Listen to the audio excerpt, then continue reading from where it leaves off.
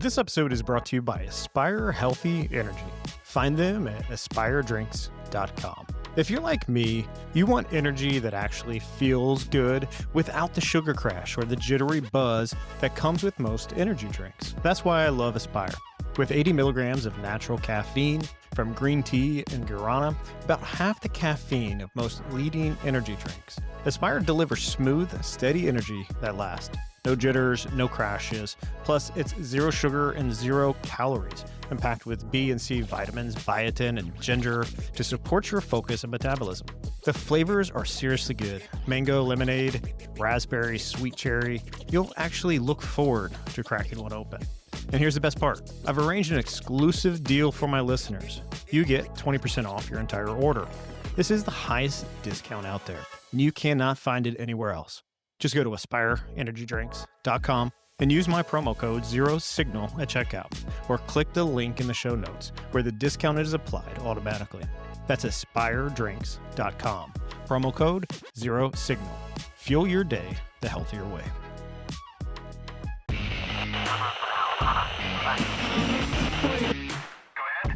You're tuned into Zero Signal, a show about what they won't say and what you're probably already thinking. No fluff, no filters, no bullshit. Let's crack it open.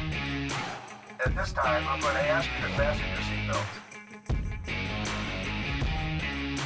Welcome back to Zero Signal, where we plunge into the unknown, the unfiltered, the unblinking, and the unafraid. You know the deal. This is where we dive headfirst into the weird stuff, peel back the layers, and talk about the things most people are too nervous to touch. If you're digging the show, hit like, subscribe, and drop a comment on our Spotify channel. That's how you join the Signal Insiders. We pull our favorite listener takes into future episodes, and trust me, you will want your name in that mix. It helps the channel, and it keeps this signal strong. And since it's almost Halloween, I figured we'd go big tonight. We're talking about the ocean, the most haunted, mysterious place on Earth. You've got ghost ships, disappearances, deep sea creatures that shouldn't exist, and maybe a few things the government doesn't want you to know about. So grab a drink, settle in, and let's get weird. The ocean covers more than 70% of this planet's surface, and somehow we've got better maps of Mars than we do our own seafloor. Think about that for a second. We've explored space more thoroughly than the world right beneath our feet. Since the beginning, humanity has been both drawn to and terrified by the sea. The first people to push beyond the safety of the shore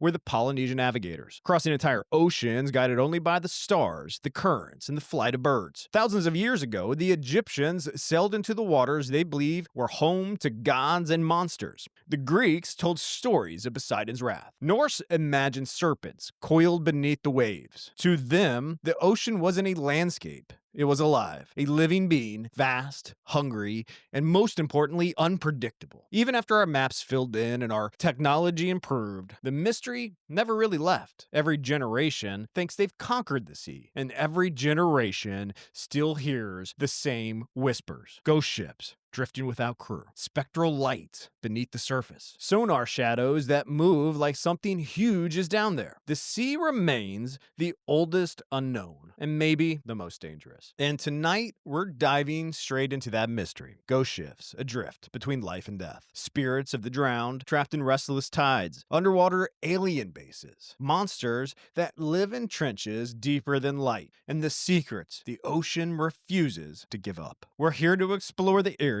the strange, the suppressed, the things the surface world has forgotten. So strap in, check your compass, and take a deep dive into the haunted deep, because the sea remembers. All right, so Jay, when it comes to the ocean, what's the one theory that really sticks with you? Yeah, brother, this is another one of those conspiracies that it's pretty vast and wide. There's so much information out there about what's in the ocean, what's not. I know one of the things that kind of stuck out to me is that I think we only have 5% of the ocean mapped, and we've only really explored about 20% of it. And that's mind-blowing to think that we've spent more time and energy going to the moon, sticking our telescopes out in space, take pictures of extraplanetary objects, than really just explore what's deep beneath our oceans. So there's a lot of cool conspiracies. There's a lot of BS out there too, I'm not gonna lie. I think you and I both ran across a bunch of stories which you dig into and you realize pretty quick that they're either completely fabricated or they're being sold as something real, and this is just really somebody trying to get some clicks or get some attention. But in my opinion, I do love the idea of the lost civilizations underneath the ocean. I think at one point in time, as sea levels rise and fall, a lot of these kind of coastal ancient civilizations get reclaimed by the ocean. And it always fascinates me to what's underneath there. And I'm just being a nerd here, but interesting fact that I did not know. If you had to guess, how many documented shipwrecks do you think there are out there in the ocean? There's got to be thousands. Dude, 3 million that are just documented. And they claim that's just a fraction of what they know about. 3 million. I was in the 100 to 200,000 range. But when I heard that 3 million number, I was like, whoa, that is insane. One of the things you said was we have very little of our ocean mapped, but I read this interesting statistic that we have more of Mars mapped than we do our own ocean, which is pretty telling. I think a lot of people follow the money, and the big picture thing is we want to land on Mars, we want to send people to Mars, and people are willing to pay big bucks for it. But they're ignoring what's right under their feet a lot of the time. And I think that's what's most interesting is what is here on planet Earth and what are those things we haven't discovered. A lot of divers that have gone down in the last few years. And the deeper we're able to go in these like titanium submersibles and through these underwater drones, they're already discovering new creatures and new species. And we know a lot of the times, a lot of that good medicine comes from like the rainforest. Perhaps some of it's on the bottom of the ocean as well. But now, as we see Congress focusing on a lot of energy on UFOs, something caught my eye this week when I was researching this topic. It was from Congressman Tim Burchett from Tennessee. In my opinion, he is one of the more outspoken voices in Congress when it comes to UFOs, or as they are officially known, UAPs or unidentified aerial phenomena. Doesn't quite fit for this subject. Kind of sounds weird to call them UAP because they're not flying. Perhaps they are racing through our waterways. Anyhow, Burchett has made headlines more than once for his fascination with UFOs. In a series of interviews recently, he claimed that a high-ranking naval officer, an admiral whose name he wouldn't tell us, told him about an object moving underwater at hundreds of miles an hour. And that's not just fast. That's physically impossible with known human technology. According to him, there might even be several hidden UFO bases along the coastline. Now, as I continue down that pathway, it sounds a little bit more fantastical. Places where non-human intelligence could be operating out of sight right beneath our waves. It's the kind of statement that sounds straight out of the X-Files, but it came from an elected official sitting in a congressional meeting. Now, this isn't happening in a vacuum. Over the last couple of years, UFOs talk has really made its way from late night radio right into the halls of our government. Hearings have been held, whistleblowers have testified, and really public interest has exploded. Figures like Lauren Boebert have even asked experts in formal hearings in the U.S. government if they have evidence of UFO bases right under our ocean. The experts, for the record, said no, but the question itself tells you how mainstream that topic really has become in our society. Meanwhile, the Pentagon has really been trying to pour some cold water on the speculation.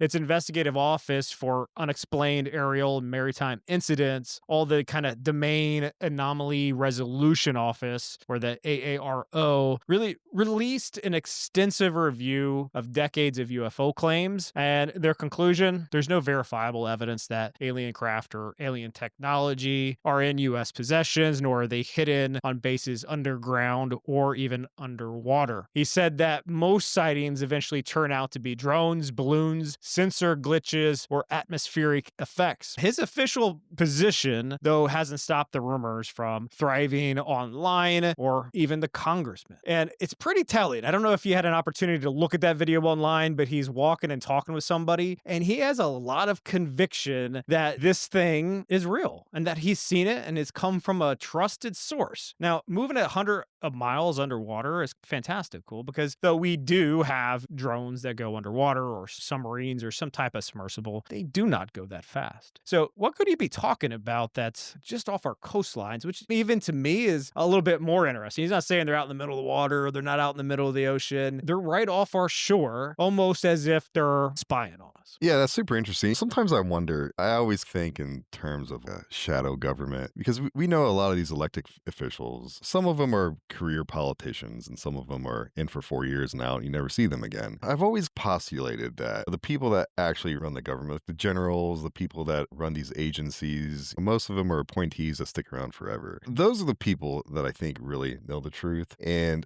I think they're a little bit stingy giving this information to even people like the current president or any sitting president, because it's kind of like a need to know basis. And if you're only going to be here for 4 to 8 years or whatever the terms are for some of these senators and congressmen, you really don't need to know. We just need you to pass the bill, pass a budget bill so we get our money and our funding. So it's interesting that he claims that he's seen something. I assume he's never released this video. I guess he got it firsthand from somebody and it's just sitting around in some vault somewhere. Yeah, he's randomly walking down a street, which I presume is in DC, talking to some type of reporter, and he's just talking about it willy-nilly. Now, what my first inclination that this may be a false flag is because if he in fact did possess this intelligence, it would be under some type of classification. Like he Right. wouldn't be allowed to talk about it. But also, he looks very sane. He doesn't look like he's off his rocker either. He looks very like an intelligent older man and his possibly in his 60s. It's conjecture here, but that's what he looks like. So he looks pretty sane, but it also would go against classification and perhaps it would get him in trouble if some of this information was real. And I don't know much, if anything, about this person from Tennessee, but there has been a lot of interest in UFOs. And with the interest, I tend to think, is it just trying to drive more funding? Is he trying to get more money to support this special initiative? You talk a lot about these shadow governments. I'm always of the belief that I feel like we will never hit World War III until it's like the apocalypse, because I believe this entire world is guided and managed and informed. Everything that we do is dictated by the dollar because people just want to make money. And I get real tired of seeing it. People don't seem to have any more passion or cause or concern. Perhaps even some of the things that they're pumping up, whether it be like LGBTQ philosophy or whatever, is still usually supported by the money. And if the money ran out, they would switch sides really quickly. So it's always interesting to see. And I always have this kind of questionable edge against it. Yeah, I don't know. I often think back to the other world wars, and I'm assuming if you lived during World War I or World War II, like you thought maybe this is the apocalypse, maybe this is the end of times. I don't discount another war, like a world war possibly happening. And I think you're right about the money, but I know like Russia, China, India, they're all trying to create like a BRICS currency. So there's an active plan in motion with some of these other countries around the world, like China, to ultimately replace the US dollar. I think that could potentially spark a world war, because as soon as the dollar is not number one, I think most wars or bankers' wars, they're just about money. They're about people trying to take financial power and then using that financial power to control other parts of the world. I don't know.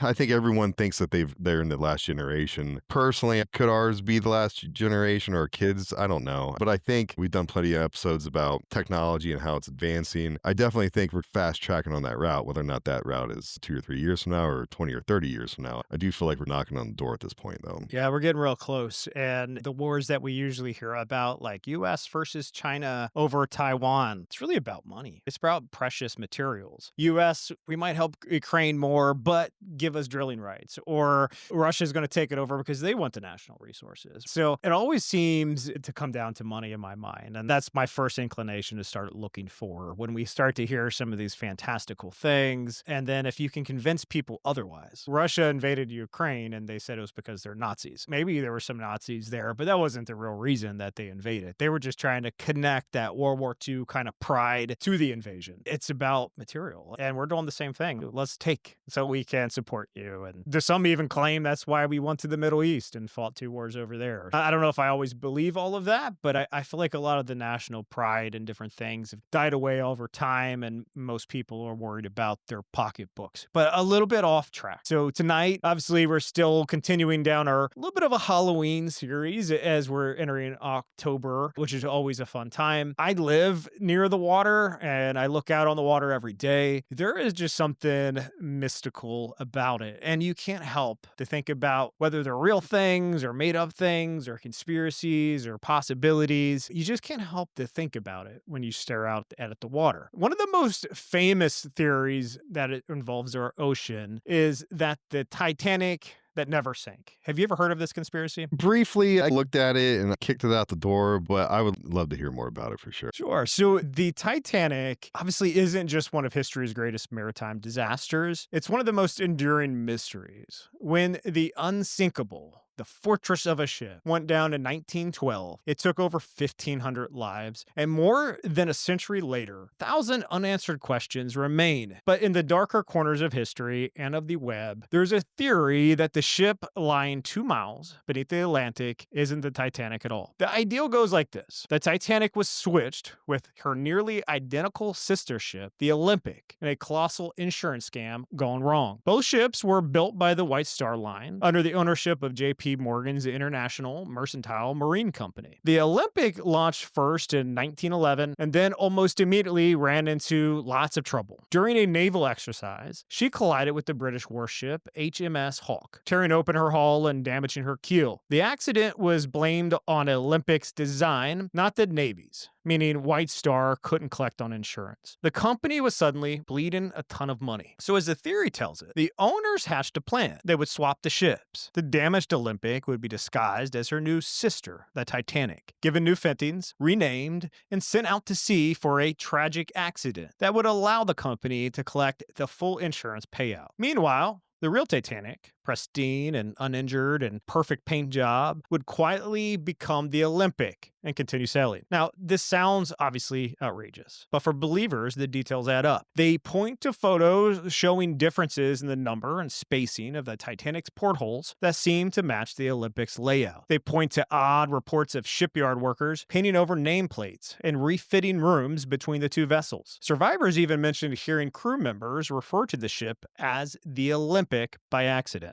And then there was J.P. Morgan himself. As we know him, the financial titan behind the White Star Line. He was scheduled to sail on Titanic's maiden voyage, but canceled at the very last minute. His luggage, private suite, and even his art collection were all offloaded from the ship, but he didn't show up. Other high-profile individuals, including industrialists close to Morgan, also mysteriously dropped out. Some of his fiercest rivals, however, men like John Jacob Astor, Benjamin Guggenheim, and Istor Strauss did sail, and all three died in disaster. In the conspiracy version of history, this wasn't a coincidence. It was simply a cleanup. The ideal that sinking served multiple purposes. The first one was insurance fraud, but also the elimination of key financial opponents to Morgan's banking empire and the creation of conditions favorable for establishing the Federal Reserve the following year. The story turns out from a maritime tragedy into a financial murder mystery. Then there's the ship itself. The wreck. When explorers reached the Titanic's remains in 1985, they found serial numbers engraved on the propeller and engine components. Conspiracy theorists quickly claimed these numbers matched Olympic's construction ID and not the Titanic's, though others have disputed that, and photographs from inside the wreck show small designs inconsistent that believers say line up with the older ship. Now, of course, the skeptics in this matter counter that swapping two nearly 900-foot ocean liners would have almost been impossible to conceal. But those who live in the world of deep history and hidden hands, the Titanic switch theory isn't about logistics. It's about motive, money, power,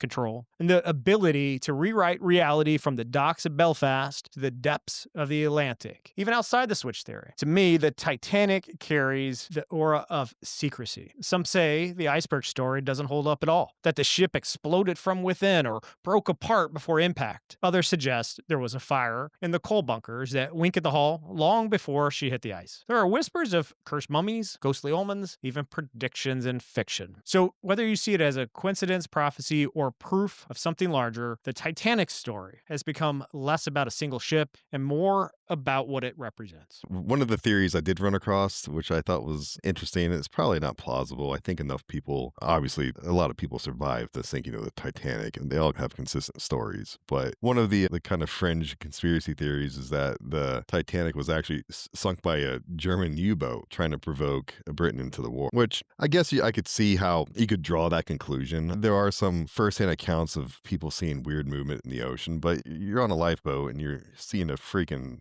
ginormous ship sink. Of course, there's going to be strange bubbles, gas pockets being released, whatever's on the ship is starting to bounce to the surface. I kind of discount that theory pretty immediately. But I do think it's interesting that there are several very wealthy industrial titans that were scheduled to sail off on the Titanic, and at the last minute, they didn't go on the trip. And it's also interesting that some of these people's arch nemesis, some of their competitors, did go. And if there is a conspiracy behind that, which I think the ship ship hit an iceberg, whether or not it was a Titanic or not. I could see how somebody could take a busted ship and not want to repair it, and I could see the argument, but I do think it's interesting that certain particular people didn't make the ride and others did. Seems like an awful convenient way to get rid of your competition without having to do anything too crazy, even though sinking a ship is about as crazy as it gets. It's a hell of a coincidence, and it really worked out for J.P. Morgan during that time. The one reason why I don't buy into that theory too much is that I'm assuming that the people that died in the water or died on the ship, their family members likely sued the owner, which was J.P. Morgan Chase. They likely had to pay an insurance payout anyways. Perhaps it was lower than the cost of replacing a ship altogether, but I don't think they escaped litigation. So yeah, there were some lawsuits after the sinking of the Titanic. They were filed obviously against the White Star Line, but not as many as people would think. The White Star Line had established a process for compensating their victims, but many survivors and families of the dead felt they were offered far too little. But I think when it all was said and done, I think most of the claims were settled for a total of $664,000, which is about $18 million in today's money, which I would imagine if a cruise ship sank today, you're looking at billions, not millions in settlements. Yeah, that's true.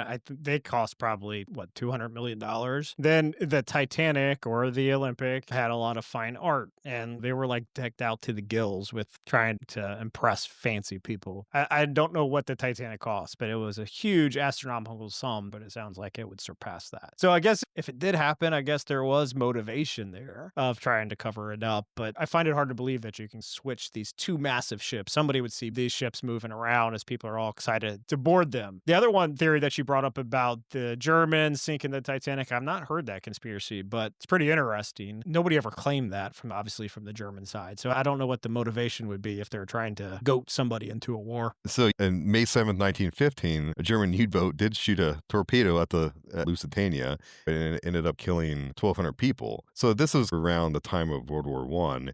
And the Germans declared the waters around Great Britain a war zone. And they did announce that they would sink any ship, neutral or otherwise, that entered the area. And they stuck to their words. I could see how someone could make that conclusion because it wasn't, 3 years after the fact. And that does make sense. I don't believe it per se. I feel like a torpedo hitting a boat is a lot different than scraping across a massive iceberg. Both are traumatic, but I think one happens a little bit faster in terms of the damage and the fire and all the explosions. As far as I recount, there was no fires on the Titanic. It simply ripped a big hole in its hull, and the chambers of the boat slowly filled up, causing it to capsize and split in half before it ultimately sank. But I would think a torpedo would cause a lot of fiery explosions from whatever was on that ship. Yeah, it's a good point. And my history lessons are a little bit fuzzy between 1912 and 1950 and World War I. I really started getting interested in World War II, and I've researched a lot of topics about that. But it sounds plausible, but not possible in the realm of theories. Did they claim it? Did they say, hey, we told you so and we blew you out of the water? The Lusitania they did, of course, definitely claimed it. Okay. I thought you were referring to the Titanic. Like, no, they never made a claim on the Titanic.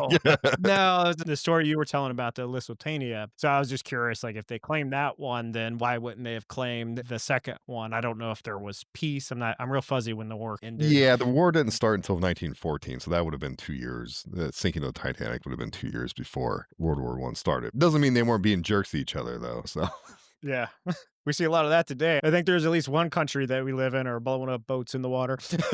Yeah, right, bro. So I'm going to talk about one more theory in reference to the Titanic that I found really interesting. Again, I don't know if it's possible, but I thought it was interesting. There is a theory, quiet and scientific, and what they call unnervingly plausible, that the Titanic didn't just die by ice, it died by fire. Not fire on board, but one burning 93 million miles away on the surface of the sun. In April of 1912, the Titanic obviously sank. And at that time, the Earth's magnetic field was being bombarded by one of the largest solar storms of the early 20th century. Modern researchers looking back at archived geomagnetic data noticed something strange. A spike, an unmistakable fingerprint of a solar flare and a corneal mass injection striking Earth's atmosphere. It was strong enough to cause visible auroras as far south as the Caribbean. And for hours, ship compasses across the North Atlantic may have been off in their navigation purposes. Now picture this. The Titanic, steaming through an ocean full of ice warnings, is relying on compasses and wireless signals to navigate. But the instruments are lying. Even a 1 to 2 degree deviation could nudge the ship several miles off course, right into the path of an iceberg. Some researchers propose that the same solar storm might also explain why the wireless distress calls that night were such a chaotic mess. The Titanic's operators, Jack Phillips and Harold Bride, famously sent repeated SOS signals, but nearby ships, like the Californian, either didn't receive them or heard them too late. The geomagnetic surge could have disrupted radio transmissions, blocking critical signals or bouncing them unpredictably across the ionosphere. The FLIR theory waves these anomalies together: the navigational errors, the radio interference, the timing of the event itself. It even fits eyewitness accounts at that time. Survivors described the sky glowing strangely that night, a faint green shimmer above the horizon, which could have been the aurora borealis, visibly unusually far south, thanks to the same geomagnetic storm. If that's true, then the Titanic was not just undone by human arrogance or this icy fate, but the sun itself. A chain reaction started days earlier when a solar flare erupted from the star's surface, sending billions of tons of charged plasma racing towards the Earth. By the time those particles reached the planet, the Titanic was already underway. There was no warning system for solar activity in 1912. No way to know that an invisible wave of cosmic energy was distorting compasses, scrambling their radio waves, and quietly rewriting their fate. And here's where it gets a little bit darker. Imagine the captain and crew, confident in their navigation, unaware that the very instruments guiding them were being bent by a force beyond human control. The iceberg wasn't destiny, it was a side effect. The ship might not have been in the iceberg's pathway at all, not for that magnetic push from the solar storm. When you think about it, that theory feels poetic. The Titanic, a symbol of human achievement, undone by hubris alone, but by nature at its most cosmetic. Not by what we built, but by the star that made us. So maybe in quiet calculus of history, the Titanic wasn't just struck by ice. Perhaps it was struck by the sun. Now, to me, it's plausible. Like, we have those solar storms today. They usually interfere, whether it be with satellites, navigation. They interfere with our electronic equipment. And they do cause the aurora borealis in the sky. Usually it's over towards the Nordic or the cold countries. But every once in a while, you can even see it here in the United States when a solar flare pops on the radar. So what do you think about that? Maybe the engineers and navigators didn't make all the mistakes. Perhaps they were trusting the wrong equipment when they struck the iceberg. I still think you can see an iceberg if you're paying attention. From what I gather, they purposely sailed into it. So they wanted to break like a speed record, and they wanted to get from where they're leaving in Southampton to, I think it was going to New York. I could be wrong. But I think they did it because they wanted the publicity and they wanted to show how incredible this ship is. A couple other theories, and I wouldn't even call these conspiracy. I guess technically they meet the definition of conspiracy, which I think are probably 95% accurate. You ever hear of the coal fire theory? So essentially what that is that there's strong evidence that there was a bunker fire that was burning inside of the Titanic before it left Southampton. So there are plenty of photos taken beforehand that kind of show like this blackened area on the ship's hull where the fire was burning. And a bunch of survivors and some engineers later testified that the fire was still being fought even after the ship set sail. As you can imagine, steel, as it heats up, starts to become more malleable. And they think this was probably the cause as to why it sank so catastrophically, because the steel was weak, malleable, it was starting to become flexible. And when the iceberg hit it, the hole that it ripped into the side of the ship was so much more catastrophic than it otherwise would have been. Otherwise, it may have been able to sustain, and the pump houses may have been able to keep up with the water as they got to safety. And all this is because they wanted to make these headlines, man. People cutting corners and safety, and there's a bunch of hubris about how the ship is unsinkable. And there's some pretty good evidence, too, that they had poor quality rivets and they were doing that to cut costs. And at the end of the day, there was like a whitewashing of the events. The official British inquiry cleared the White Star Line of criminal negligence, which, money talks. And I'm sure Brits didn't want to have that on their record of one of their big companies sailing. At one point in time, they were masters of the sea, and you don't want that on your record. And they portrayed Captain Smith, the guy who went down with the ship, portrayed him as a hero, and also the officers that were with him. So there was really never any blame cast anywhere, and the whole thing was whitewashed. And it's just a national tragedy that I think it comes down to, like you said earlier, the mighty dollar. People in this case were trying not to lose money, so they're cutting costs and taking safety for granted by not putting the lifeboats on and not delaying the departure because of potential financial losses because of a fire that was burning in one of the coal bunkers. It's just crazy stuff, dude. When I think of things powered by coal, I always think about the old coal-powered trains from back in the day where guys are shoveling the coal into the massive fire to make the train go faster and faster. When you talk about the speed that they're trying to set and a massive fire potentially sinking the ship, it reminds me of that. And what do you do to get something faster? You give it more energy, and energy is coal. Perhaps they were trying to make it go so fast that they had started to have critical failures or an uncontrolled fire. I could see where that's very plausible. And perhaps there was like a series of failures. It seems very weird to me, regardless if there's a solar flare coming down that's messing with your navigation instruments. Maybe it's a really foggy night. I think we've all seen that Titanic movie with Leonardo DiCaprio. I know I was in high school and I took my girlfriend to it, and it was a 2-hour horrible movie. I was forced to sit through it. We've all seen it. And obviously, during this time, there were heroes that tried to save folks, even if they made a lot of critical mistakes along the way. But man, I just feel like there must have been a series of critical mistakes. So perhaps a fire started, they lost steering of the ship somehow after that critical fire. And then even though they saw the iceberg, there wasn't much they could do about it. Their fate was laid out before them and they crashed into it. And that's ultimately what undid everything. But I could see that kind of like chain of events occurring that ultimately led to the sinking, because I can't see is experienced navigators and somebody they obviously must have hired some of the best to ride their big, beautiful machines, and to just crash into an iceberg regardless of the weather seems a little bit hokey to me, unless they were drunk and enjoying a good party on the ship and just weren't paying any attention. Otherwise, it seems a little bit hokey. It seems like they would have saw it coming, course corrected, and they would have been fine. But perhaps it was a series of just unfortunate events and their fate was laid out before them. Yeah, a lot of stuff. But man, I feel like, I know we're talking about the Titanic, but man, that topic has been beat up back and forth. So I think we know what happened. I don't think it was a U-boat. I don't think it was a cursed mummy. That's another silly one, but I guess I should touch on it since I opened my big mouth. But apparently there was that's a good one for Halloween. That one sounds fun. Yeah. So apparently the claim is that they were transporting a cursed mummy aboard, and it was the Titanic sucked because of a mummy curse. And we've heard of mummy curses before, where guys are exploring the pyramids and they touch these mummies or start digging them up, and next thing they die of some mysterious illness within a day or two. But yeah, I think that one's BS too, man. But happy Halloween. Those conspiracies always start somewhere. I read a story a long time ago, and I may chop up the details here, but the very wealthy people back in the day used to consume mummies. I don't know if they snorted them or ate them or what, but it believed they would heal them. Heard that, dude. That's so gross. It's so gross. Perhaps because there are so many wealthy people, and they're like, let's bring a big mummy. We're gonna do mummy lines across the sea deck.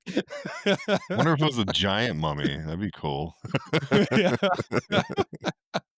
So we're talking about monsters, and there's a lot of stories about monsters connected to the sea. There is one very famous one locally to me that is called Chessie. Chessie is the kind of the Leviathan of the bay. And I go to some coffee shops local to me, and you see it painted on sides of buildings. It's very famous. And the Chesapeake Bay really isn't known for monsters. It's known for watermen, crab pots, and quiet sounds of tides against the old piers that are always falling down in every storm. It's a place where the horizon is pretty flat. There's not a lot of hills, and the air hums with this like humidity, the fog, and everything's rolling in. Every morning you can hear the fog horns on the ships blowing out. But ask anyone who's lived here long enough, and they'll tell you a story about something that lives under the surface of the water. Something that doesn't belong to this century. Maybe not even to this world. They call it Chessie. Not the cuddly cartoon mascot on local bumper stickers, but the real Chessie. The one whispered about on docks after midnight when the wind goes still and the bay looks like a mirror. The first stories go back nearly 100 years. Fishermen out of Baltimore, sailors out of Norfolk, crabbers in small skiffs, all telling the same impossible thing. A long, dark shape rising and rolling through the water, 30 feet or more from head to tail. Some said it had humps. Others said a head like a horse or a serpent. None of them could really explain it, and none of them forgot it. In the spring of 1982, a Maryland couple caught it on film, a home video camera trembling in their hands as something moved through the bay with this impossible grace, rising and dipping, coiling and vanishing. The video is pretty damn grainy, but the motion is unmistakable. Too fluid for a log, too organic for a wave, and too strange to be nothing. People laughed at first, they always do, but the sightings kept coming from boaters, from pilots, from beachgoers along the Kent Island shores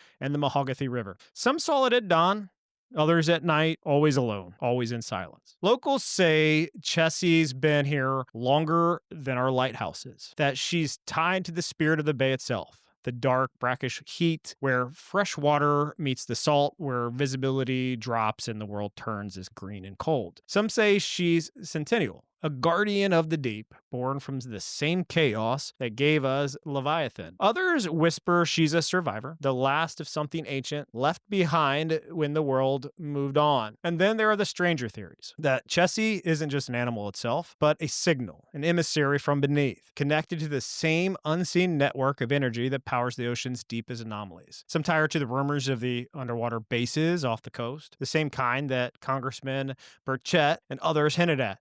Maybe Chessie isn't a creature we're meant to catch. Maybe she's one we're meant to notice. Because there really is something unnerving about her consistency. Same description, same motion, and same zones over all of these decades. Folklore shouldn't be that precise. Myths evolve and stories change. Chessie doesn't. She just is. And maybe that's what scares people. Not that she exists, but that she doesn't care if we believe. She's a reminder that even here, in a bay lined with suburban lights and naval stations, the abyss still leaks through. We like to think we've mapped everything, that the age of monsters really has ended and the maps have all filled in. Every once in a while, when I'm sitting on my dock looking at the water, the air does go cold. Perhaps someone's seeing her again, dark and silent and watching, and perhaps for a moment you realize that a Leviathan is still among us. Scary stuff, man. Did they say what this picture or these sightings, did they say what they saw other than, was it like the Loch Ness monster where it has this big dinosaur looking neck coming out, or what was the description of those pictures? Yeah, I looked at the video probably about a year ago from 1982, and then obviously as you just listen to people's description of her, she's very much like the Loch Ness monster. Very consistent, long neck. It almost looks like a dinosaur. What did they call it? Was it the Bronchiosaurus that had the long neck? They ate the leaves and shit. I It don't almost know, looks man. like I used that to, from like yeah, I used to be obsessed with the dinosaurs as a kid, and I forgot all their names. yeah, but it almost looks like that, like halfway cut off with the long neck and stuff. It's very interesting. If you read the Bible too, they talk about Leviathan. So it's not a mystical beast, it is a real beast as well. Yeah, it's interesting because I like deep diving the Bible, and I looking at like the root Hebrew words that like the original writers would use. And obviously we're translating these words, some of them from like our cultural perspective, and some of them are being translated ignoring the cultural perspective back in the day. And in Genesis 5, and this has to do with Leviathan, and this might be something for a much deeper dive. I played around looking at it the past week. I didn't really get too far with it, but when you look at Genesis on day 5, when God was doing his creation, Genesis chapter 1 verse 20 said, God said, I command the ocean to be full of living creatures, and I command the birds to fly above the earth. So God made the giant sea monsters and all the living creatures that swim in the ocean. Giant sea monsters? What? And the Hebrew word for that is tenim, and it translates to sea monsters, dragon, or serpent. So the Leviathan is very interesting, and we'll touch on it here. But God, what does that mean to me? I know some people refer to Leviathan as like a whale. Some people say crocodile. A lot of theologians have kicked the crocodile and alligator out the door because it really doesn't fit the description. But I just think it's super interesting that God said he created sea monsters. And I don't know, man, you go with that as you may. And that tanning is also used for the term dragon. And we know there's a ton of references to the dragon being Satan, Lucifer. Right? There's also the word nahash, which means serpent. If you look at the translations in the Bible, from what I gather, the term nahash was used as the quote unquote serpent that tempted Eve. And I'm wondering if the Leviathan is an actual physical creature, which according to the word of God, it looks like it is, but I also think it's used in terms of allegory. story. So it's just an interesting little tidbit there. And I don't think we were prepared to have an in-depth conversation about Leviathan. And I think even cross-culturally, there's a lot of myths and legends that maybe don't use the term Leviathan per se, but uses the term Kraken and some other type mythological terms for this. But I don't know, man. It's in the Bible, so something's out there. Whether or not it's dead or alive, who knows? That's part of a deep dive we'll have to do later. Yeah, I think it's a super interesting topic. In the Hebrew Bible, the Leviathan isn't just a big fish, it's really a primordial being, a serpent of the sea born from chaos itself. Its first appearance is in the book of Job, chapter 41, where God describes it very directly. Can you draw out a Leviathan with a hook? His scales are his pride, shut up together as with a close seal. Out of his mouth go burning lamps, and sparks of fires leap out. And here, Leviathan is not a metaphor. It's really divine terror. Its body is described as armor, its breath as flame, his heart as stone. God alone can subdue it. The message is cosmic. There are forces in creation that exist beyond human control and beyond even our understanding. In Psalms, Leviathan is called the dragon that dwells in the sea. And in Isaiah, it's foretold in the end of times. The Lord will punish Leviathan, the fleeing serpent, Leviathan, the twisted serpent. He will slay the dragon that is in the sea.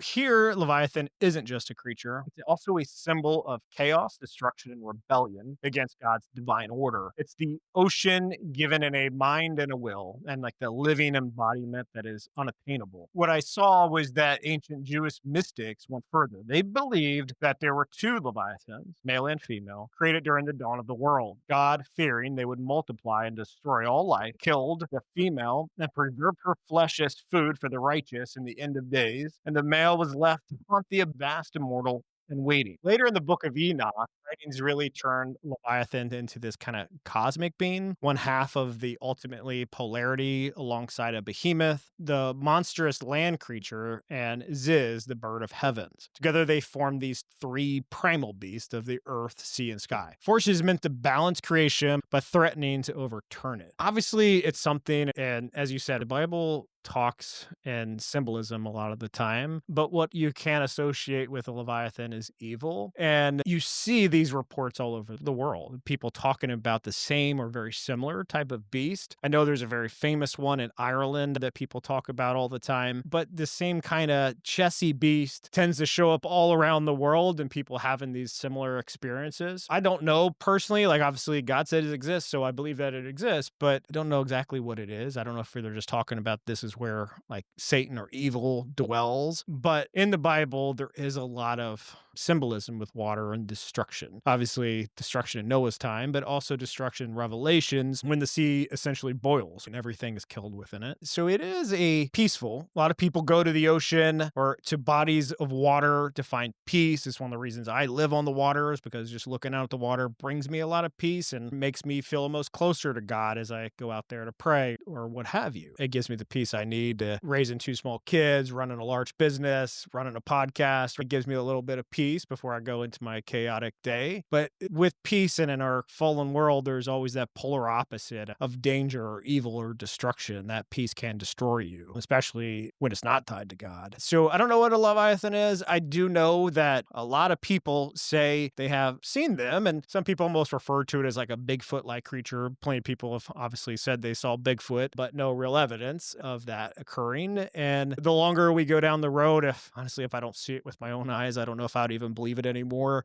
You go on social media now and people have videos that are completely AI generated and you can't tell fact from fiction. The call back to Project Bluebeam, but something's out there. And I know when I sit in my dock near the shore and it's late, if it's 10 o'clock and I'm just going out there to have a drink or something, it does get a little spooky out there the later it gets. Yeah, man, the ocean's freaky at night for sure. I enjoy it during the day. Start playing in the waves in the middle of the night, man. You're like, what is underneath my feet? Or what is in this water 15 feet in front of me? It freaks me out. I know a lot of my employees, I talk to them, and some of them are like, I'm terrified to even get in the ocean because I can't see all the way through it. Maybe I'd be different if I was in the Caribbean or something and the water's like crystal clear, but they're like, count me out. There's at least a shark or a jellyfish or something that's going to get me if I step 1 foot. So I'm staying completely away from it. But yeah, I think ultimately that's why we hear a lot of myths exists that come from the ocean, because regardless of what's in there, and even if sharks or whatever are going to attack you, even if they're not, it can be a very scary place. You always hear the ones down here from the mariners known as 12 tides, 6 rising, 6 falling, governed by the pull of the moon and its cycles. But in their Mariner's Almanac from the 14th century speaks of the 13th tide, a hidden cycle that comes once every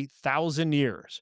According to their almanac, the 13th tide is not measured in hours, but in centuries. This slow, unseen current that moves along the Earth's magnetic field, drawing these seas higher, thinning the veil between worlds. It's called the Deep Door. In 2026, oceanographers will record a rare alignment: the moon, the sun, and several planetary bodies forming this kind of gravitational renaissance of unseen, really since antiquity. The tides will surge inches higher, practically. But for those who listen, the ocean will hum, the deep door opening. Legends say that when the 13th tide arrives, the sea will reveal what it has kept: the cities, the voices, the memory of Eden before the flood. Some say the dead will speak again, their echoes riding the waves. Others say the sea will simply breathe out, releasing everything it has held since creation. Now, it's pretty easy to dismiss this myth unless it's recounting what we're told in Revelations, but the timing is perfect. The world grows restless, the waters rise, and the currents hum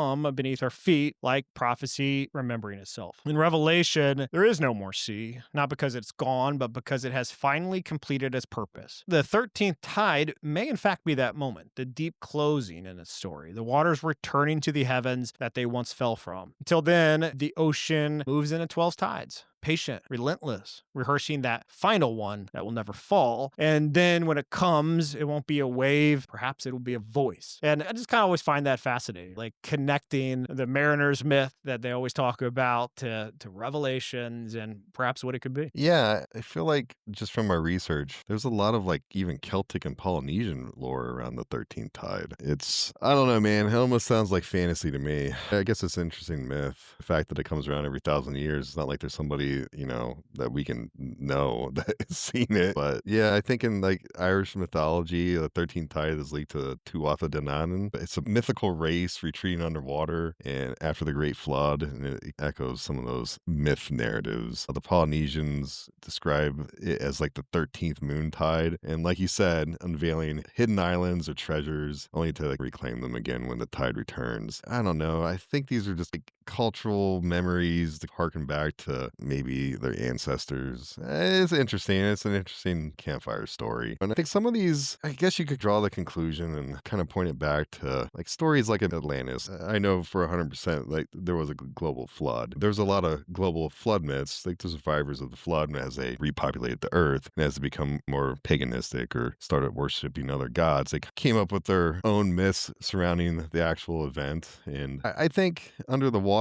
there's probably a significant amount of lost civilizations, villages, cities that we can't see because we haven't really explored much of the ocean floor. I know on the coast of several continents and several islands, there are underwater structures that are linked back to 5, 10, even 15,000 years in some cases. And I find those are super fun to look into. Yeah, it's all good points. I think about the cities that are submerged just because of the rising waters from either ice melt or whatever it may be, to towns that were purposely submerged to form lakes to help society out. There's some human-caused disaster and some that are more divine. But yeah, I think what we see is that the sea is changing. If you go visit the Caribbean now, you see all these algae blooms, you see all this shit that's washing up on the Is it sargum? Yeah, that stuff's yeah, terrible. the sargum, which is disgusting, and it carries bacteria. I feel like none of that was a thing when I was a kid. I remember going there like on our cruises and stuff when we were little kids, and I don't remember hearing about it. I don't remember thinking about it. But now it seems you can't escape it. So things are changing out there, and the environment is changing along with it as well. Like, not to mention that I guess between like California and Hawaii, there's like just a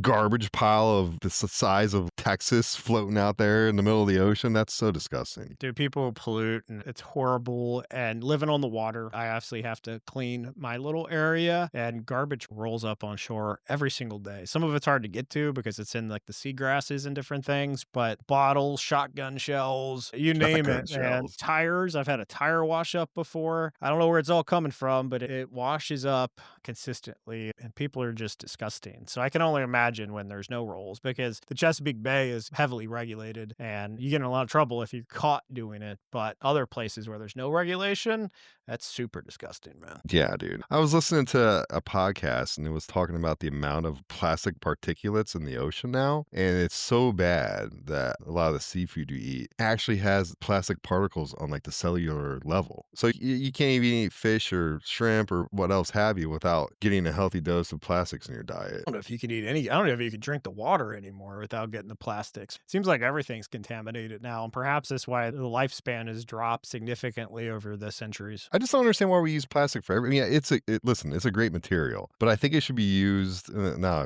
I feel like I'm turning into a hippie, but it is what it is. I feel like it should be used to house and contain certain things for a long period of time. It shouldn't be in this Coke Zero that I'm drinking. I should have a glass bottle or something else that's not going to never fully degrade, or at least not take 10,000 years to finally be adapted back into the environment. It's cheap and convenient. That's why if you buy soda in a glass bottle, it's more expensive. Glass is harder to make, harder to produce, harder to I ship. get it. It's all about the dollar again.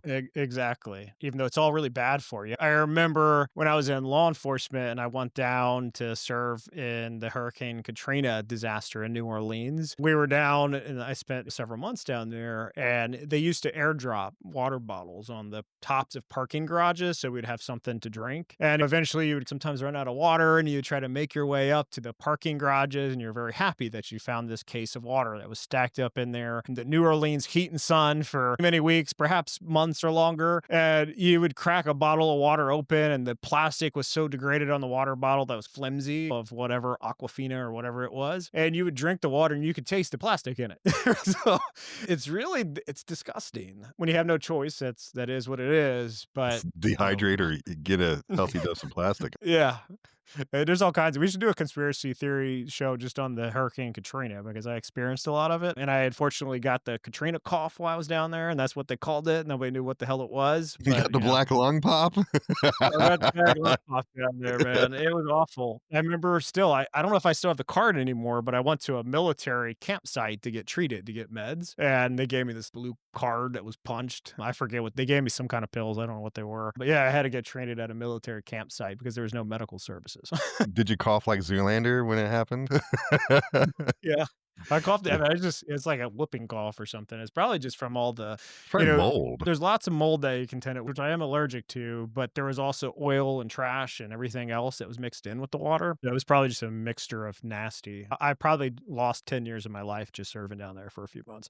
Dude, I can't, when a town, like a city like that gets just completely destroyed, I can't imagine the amount of just pollutants that get released into the environment. And then when you have to slog through it for months on end, I don't know, dude. That's just asking for trouble. Yeah, it's there to help people, even though who knows. Oh, I'm not saying you particularly asking for trouble. Yeah. I'm just saying just us as a society setting up things the way they're set up. When you're not careful with it, or you decide to use certain plastics or chemicals in a highly dense area, when and if inevitably when something catastrophic happens, you're just contaminating not only the wildlife but the people that survive the event. Yeah. And those places that are built like New Orleans that have the flood walls. I remember when I was leaving, they're like, so next time it happens, are you going to come back down? That was their parting words to me. Thanks for helping. Next time, you going to come back down? I don't get paid enough for this crap, dude.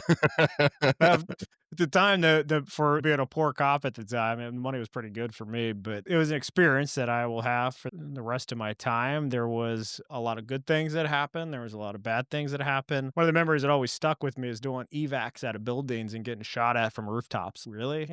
Like, Dude, I'm here to see, help, and I'm getting shot at. I know we're completely off base with what this show is. I almost feel like this topic was just way too broad for us to be super specific with anything. But I feel like that's a big thing that just the media and the government covered up, was like the sheer amount of violence that happened after that event. We should do a whole show on it. It would be actually pretty interesting because I got a lot of firsthand experience. But yeah, I could tell you some things that would shock you, and not a lot of people remember anymore. But there was a whole hell of a lot of violence, and it was the first time that we did true martial law in a major city in the United States, and what that looked like. I could tell you some good stories with that. Yeah, just a few kind of accounts that I've heard. Like, there was a lot of retribution toward people. It literally turned into Mad Max. It was very much. There was lots of shootings. Yeah. We had military units engaging in combat, urban warfare that was going on that nobody wants to talk about. Of course, they don't want to talk about it because it's supposed to be America. We're not supposed to do that or have that happen. But it's just, to me, it just kind of harkens to the future when and if society collapses. Like, that's going to be everywhere. That's not just because we're civilized doesn't mean that if something catastrophic happens and the powers that be aren't around to keep stuff in control, you got 72 hours to get with your neighbors and try to protect each other, or you're just dealing with, like I said, the Mad Max syndrome where everyone's out for themselves. You have warlords, and next thing you know, you're being robbed, raped, or killed. Dude, it was even the cops. The communication wasn't as good as it is today, but all the independent law enforcement agencies and contractors and different people that came down to help down there, communication wasn't good. So they could only communicate within like their kind of working network. And there's been almost like times where cops are going to shoot at cops because they didn't know who they were and everybody was freaked. It reminded you of Walking Dead. You had like roaming bandits and you had cops that didn't know others were cops. And in the middle of the night and the power wasn't restored for a very long time, it was scary when you see 5 dudes with AR-15s and you're like, Yeah. okay, are you good or are you bad? We got to figure this out. Especially when you're hearing gunshots all night. You're like, I don't know what's happening. You might as well be in war. It felt like it. Anyway, bro. Anyway. Tale for a different day. Yeah. So I don't think we can conclude our final kind of Halloweeny episode without talking about ghost ships. Halloweeny. Halloweeny, I don't know. Keep talking to me, it'll be 10 o'clock and I'll be losing my mind. I get up with little kids. We can't talk about this episode without talking about ghost ships and phantom vessels. So here we go. The sea has always carried really this fascination with vessels that shouldn't really exist. These drifting hulks, phantom sails, and these ghostly lights gliding along the horizon. What I researched was across the centuries, sailors have spoken of ships that disappear, reappear, and never dock at all. These are the ghost ships, the spectral vessels that are adrift between worlds, their sails filled not with wind, but with memory. The most famous of all of them is the Flying Dutchman, a cursed ship said to roam the oceans forever, never able to reach port. According to that legend, the captain defied divine will during a violent storm, swearing he would round the Cape of Good Hope, even if it took all of eternity. And so, eternity claimed him. For centuries, mariners have reported seeing a phantom vessel glowing with this greenish or bluish light emerging from the mist or rising from beneath every storm's shadow. As I saw it, the story first appeared in the 17th century during the Dutch East India Company's golden age, but it never really has faded even into the 20th century. Entire crews claim to see the Dutchmen passing their bow, sails tattered by illuminated, though from within. Some say that if you hailed the ship or accept a message from it, you invite your very own death, because the Dutchman carries not cargo, but the souls of the damned. Kind of sounds scary. Skeptics, of course, suggest that such visions might be atmospheric mirages, especially the phenomenon known as Fata Morgana, in which layers of warm and cold air bend light to create floating illusions on the sea. A lot of people say they see the same thing in the desert. But in those conditions, a distant ship may appear to hover in midair or glow with unnatural brightness. And yet, there's something stubborn about the legend's persistence, about the sailors who swear they saw a vessel where no vessel could possibly be. And perhaps the Dutchman is not a mirage at all, but something far older, a relic kind of echoing endlessly across time and across the ocean's tide. Ghost ships aren't just myths. They have appeared in maritime history more than once. I think we consider the SS Bechimo, an Alaskan trading vessel trapped in Arctic ice in 1931. The crew abandoned it, expecting it to sink, but the ship refused. For decades afterward, witnesses claimed to see the Bechimo drifting silently through the fog, frozen and forgotten, but still afloat. Indigenous hunters, merchant crews, even research teams reported sightings well into the 1960s and 70s. A vessel without crew, without anchor, and endlessly wandering. A kind of ghost made of this like steel and salt water. Then there are the haunted wrecks, the ships that truly sank, yet seem to carry echoes of those final moments. The RMS Rhone, a mail steamer sunk in 1867 off the British Virgin Islands, is said to be one of the most haunted shipwrecks in the world. Divers had reported strange sensations, sudden chills, muffled screams, or even feeling of invisible eyes watching them from the dark. Some even seen orbs drifting among the coral-encrusted iron, or hear the faint clang of tools where no one dives. It's as if tragedy itself soaked into the wreck, preserved in salt. Even fiction seems to sense this truth. In Francis Marion Crawford's 1885 story, The Upper Berth, a passenger aboard an ocean liner hears groaning from the bunk above him, the upper berth, where he finally opens the curtain. He finds not a man, but a clammy, oozy mass, and a violent ghost encounter unfolds. The tale in this fictional book endures because it feels real, because we understand the sea and kind of the supernatural or really just natural allies. Confined spaces, isolation, the sound of water pressing against the walls. It's no wonder these nightmares take place at the sea. But what if ghost ships are not illusions and not simply memories? Some theorists suggest they are dimensional echoes, vessels caught between worlds, existing half in ours and half in another. Maybe the Dutchman or the Bechimo are not the same ship, but the same phenomenon. Tragedies replaying themselves, looping endlessly, their energy burned into the fabric of the ocean. Others imagine these ships as resurrected matter, pulled back into being by this, what they called an electromagnetic or a psychic field where death and decay really lose their meaning. Perhaps when the veil between the worlds thins, during storms, during these magnetic surges or these solar flares, the dead ships return briefly, visibly from that kind of sinking shadow, as they described it. In maritime folklore, ghost ships have always been what they called omens. A sighting foretells disaster, a storm, a death at sea. Sailors, as I've heard it, once whispered to see a phantom sail on the horizon was to know your own fate had already been written on the water. The ocean itself seems to delight in these warnings, showing us flashes of the past as premonitions of the future.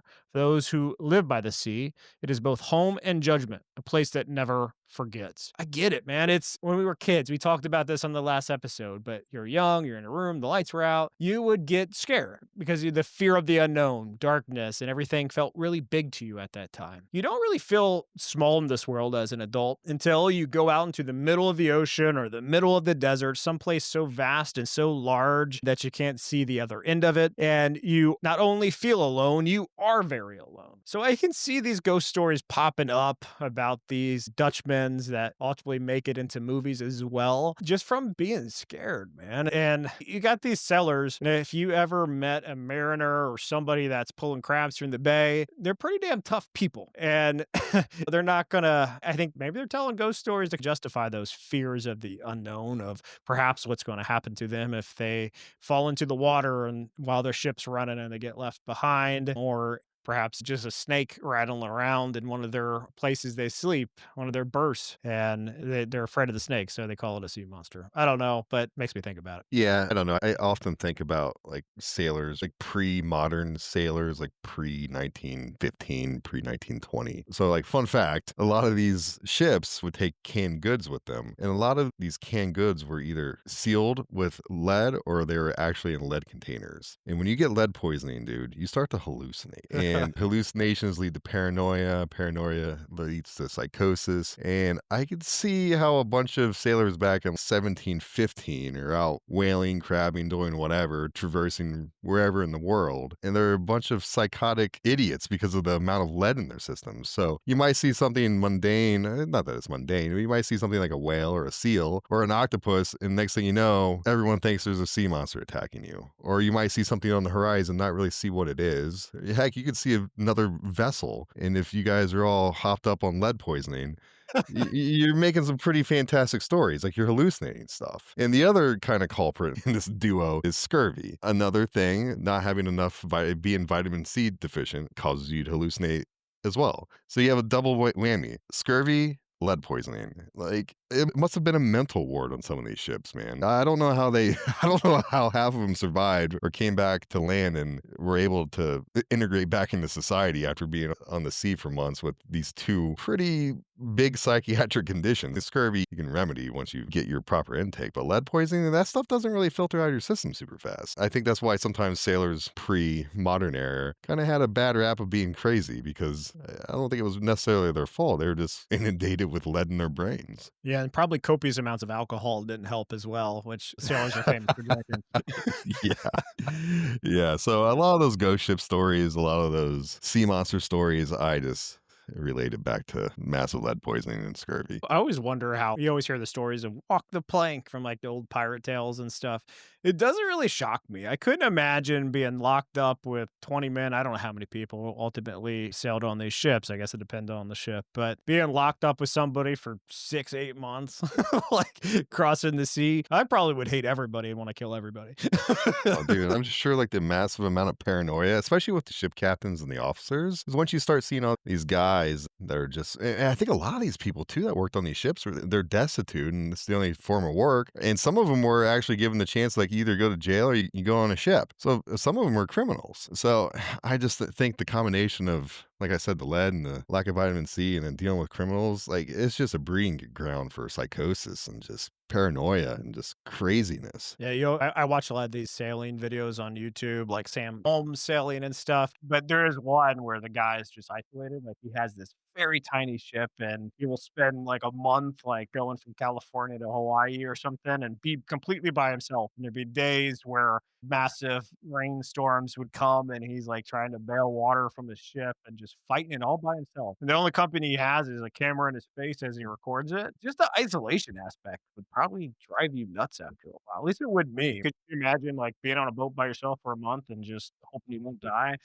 You know? Dude, it would be horrible. It's almost like being in solitary confinement, except you have to worry about a rogue wave turning you over. Oh man, it's gotta be the worst. But some people are very adventurous and some people like solitude. I'm not one of them. I like a certain amount of solitude, but not maybe like Days on one end day. or weeks on end. Yeah.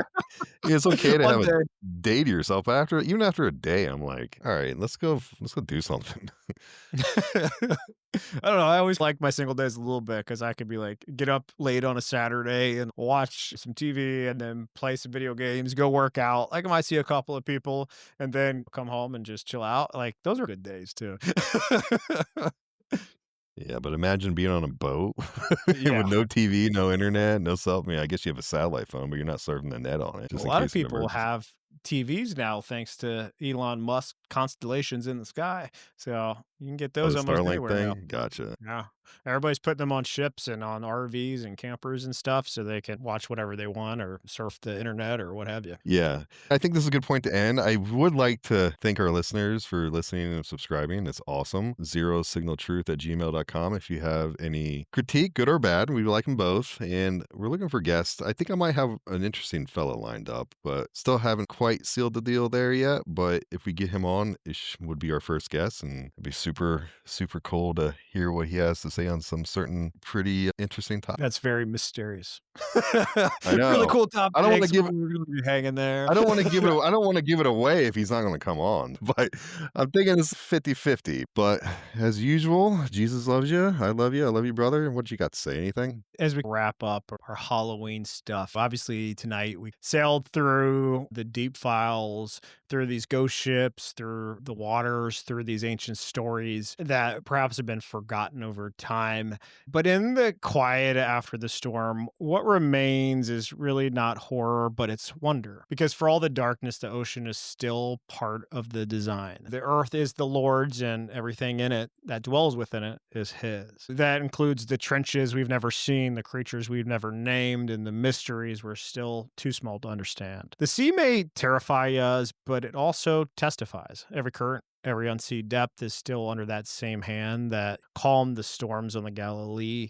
When we look into the abyss, we're not really peering into chaos. We're witnessing creation in motion and reflecting of that divine vastness that shaped both the heavens above and the waters below. The deep really is not haunted by ghosts, but it's haunted by memory. The echo of let there be. A lot of people have lost their lives in the ocean, to the ocean, through floods, through recorded history. And a lot of our history starts after the Noah's flood. It's terrifying and fascinating and beautiful, all in the same sentence. Yeah, I can't help it. When I look out my bedroom window, and I've been blessed enough to live on the water, to think about all these things and all the wonderful that is in our world. I spend a lot of time on Reddit forums and on social media talking about our podcast and conspiracies. We, at least in my opinion, we like to entertain all possibilities, whether it be, as you like to call it, fantastical or grounded in reality. whether it be a government cover-up or do something wild. I think it's good to investigate things. From my law enforcement background, I've really focused on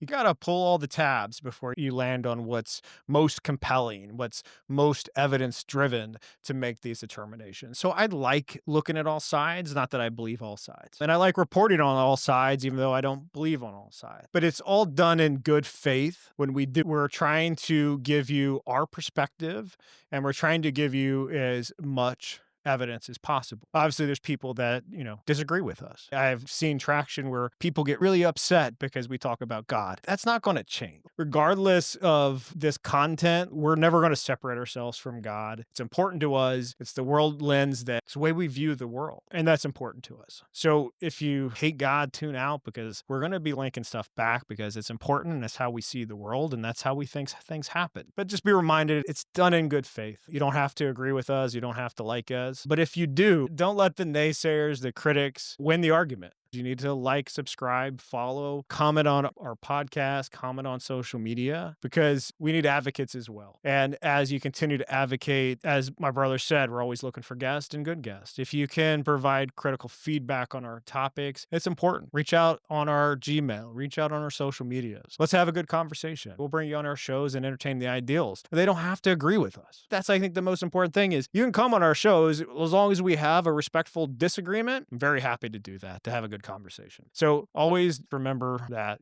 we're here to support you. I love God. I love you, brother. You want to bring us home? Yeah, man, I'm looking forward to the future. It's nice to see some traction happening, and I just think the content's going to get better and better, and it's just exciting. And at the end of the day, man, thank you everyone for listening, and we are Zero Signal. We're out. We've hit the 0 hour. That's a wrap on this week's transmission. New episodes drop weekly, so stay tuned and don't miss the next signal. Follow, subscribe, and spread the word. You've been listening to Zero Signal. We're out. This episode is supported by Clear Protein. And I've got to say, this one really surprised me. Most protein powders, thick, chalky, and you have to choke them down with some milk. Clear is totally different. It's a whey protein isolate that mixes clear in water. More like a sports drink than a heavy shake. You still get 20 grams of protein per serving with zero sugar, zero lactose, and none of that bloated feeling you get from traditional shakes. The flavors are actually good too. Strawberry watermelon and wild blue raspberry are my go-tos. It's been perfect for after workouts or even just that midday pick-me-up when you don't feel weighted down by food. And because you're a listener, you get 20% off your order, the best discount they offer anywhere. Just head over to Clear Protein and use code ZeroSignal at checkout. That's clear with a K, clearprotein.com, code ZeroSignal.